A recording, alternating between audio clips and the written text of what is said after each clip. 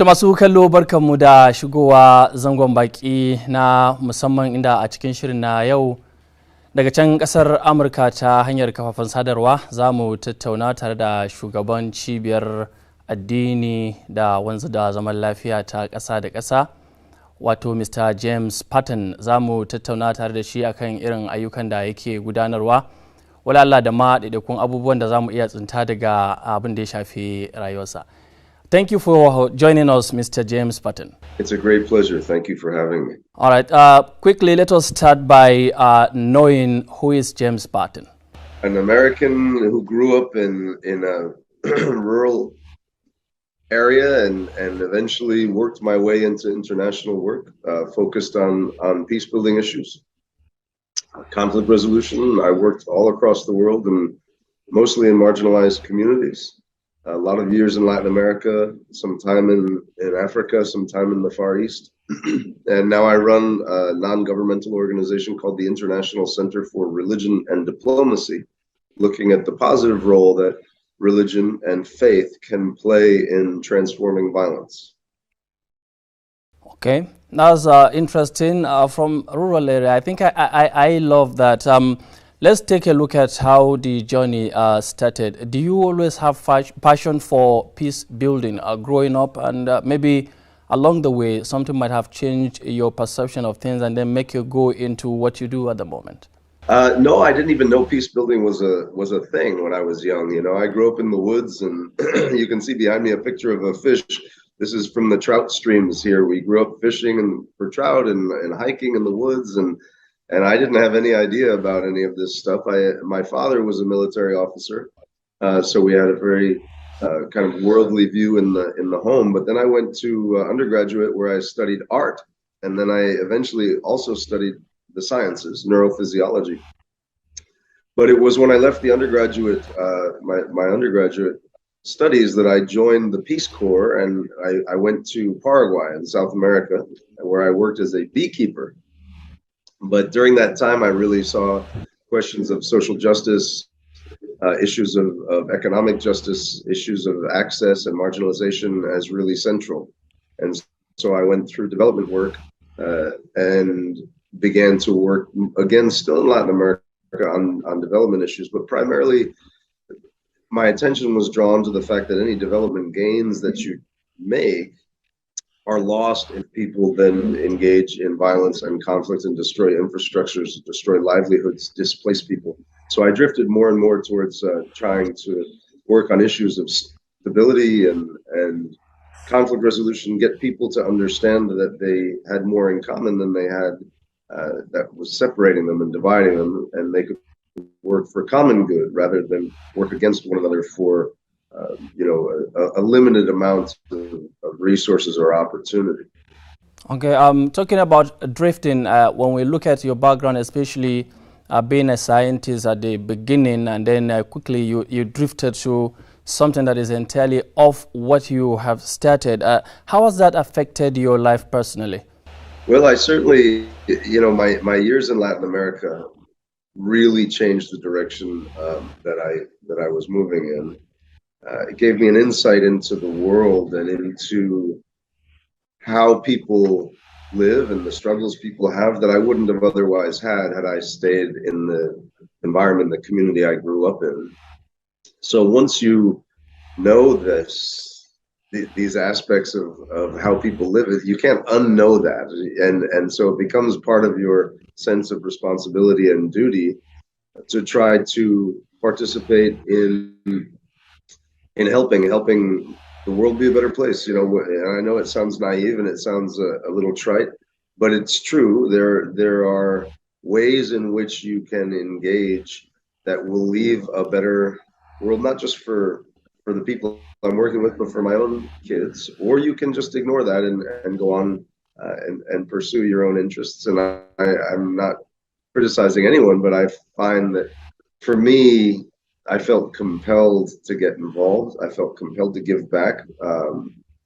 And I felt moved by the experiences of the people who I lived with and worked with, whether it's indigenous communities or Afro-descendant communities in the mountains in South America, or Cambodian monks, or the Dinka in South Sudan, there was always something that I connected to with them, just as a human being, as a person, and the aspirations they have for a better life, for a more secure life, for opportunities for themselves and their kids. And that's something that we can all understand. And so my sense of relationship with them is one that informs my work and how I engage in the world. We have a shared humanity, a shared spiritual sense of self that if we can connect at that level, we can help one another, grow and have more opportunities to be content and to take care of our own loved ones. And I think it's as simple as that. I mean, I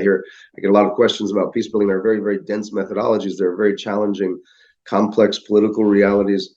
But some of it is really quite simple in terms of just recognizing our common humanity.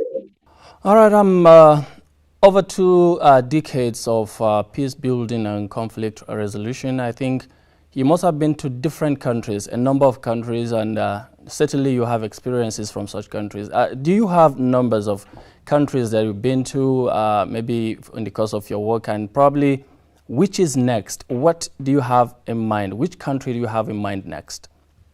Yeah, I mean, I've been to, I don't know, 50 or more countries. I've lived and worked in uh, a dozen or so where I've actually stayed in communities and spent time living there. So I do have a wide range of experience, whether again from Cambodia through Tunisia, South Sudan, Colombia, Europe, obviously. So I have a good sense of of the breadth of the world, but there are always places to go and places to learn from. Obviously, I would love to go to Nigeria. I haven't been to Nigeria. I have some friends who are there working in peace building work, but I think for me, a place that I've really wanted to go, honestly, and I don't know um, what kind of work we could do there right now, but it is Vietnam. I really loved Southeast Asia. I didn't get a chance to go to Vietnam, but one of the programs that we're actually looking at as ICRD right now is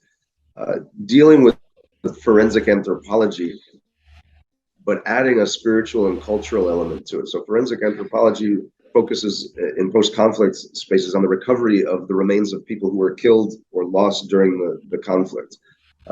And that's the kind of thing right now that I think if we're able to launch this program would allow us to go to many places around the world that have recent or even historical conflicts and help people find out what happened to their loved ones, recover those remains, engage in a spiritual process that's necessary to begin the process of healing, and give them a burial that's respectful and that's within their tradition. These are things that I think are really critical and sometimes overlooked when it comes to healing from violence and beginning to move forward into hopefully a more stable and more peaceful, but a future that has better relationships between people who are involved in the conflicts. And so ICRD, one of the things we try to do is engage in this post-conflict sort of healing work, trauma healing and spiritual healing from the experiences that people have gone through. So I think that would be viable in a place like Vietnam, obviously, because of those histories there. So maybe I can combine them.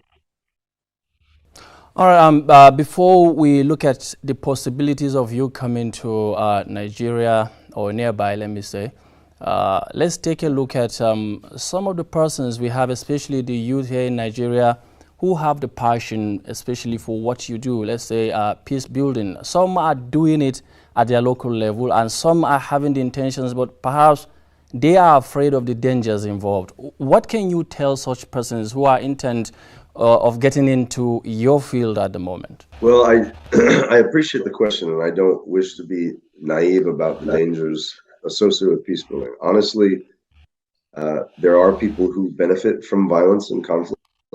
There are people who economically benefit or they have power that results from maintaining violence.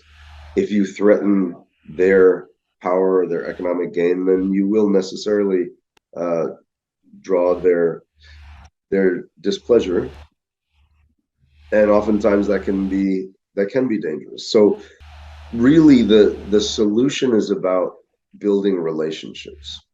You, in this work, you would not choose to go into communities, go into a dynamic where there is active or potential violence without knowing who the actors are and having relationships on the ground that can keep you apprised of what's going on, but also can help you navigate the challenges and the difficulties in those spaces. Relationship development is really, really important. It takes time. And so I would encourage people who are beginning this kind of a career, start locally. That's great. You know those people, you know who your community is, you know what some of the challenges are. You can also take an approach that really tries to demonstrate the broad mutual benefits of stability and peace building.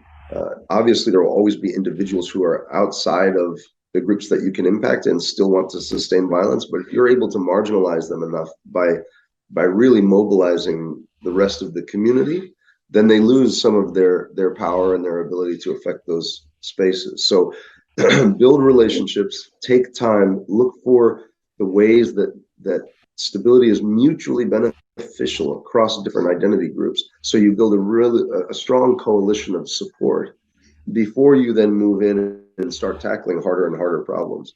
Eventually, you make it into a space where there are real dangers. I'll share a story in Colombia when I worked with women of faith on reconciliation to help reintegrate former combatants. Every time that we got together for a workshop, they would lay photographs on the floor and put a candle in the middle and light the candle. And those were the photographs of their fellow women peace builders who had been murdered during their work.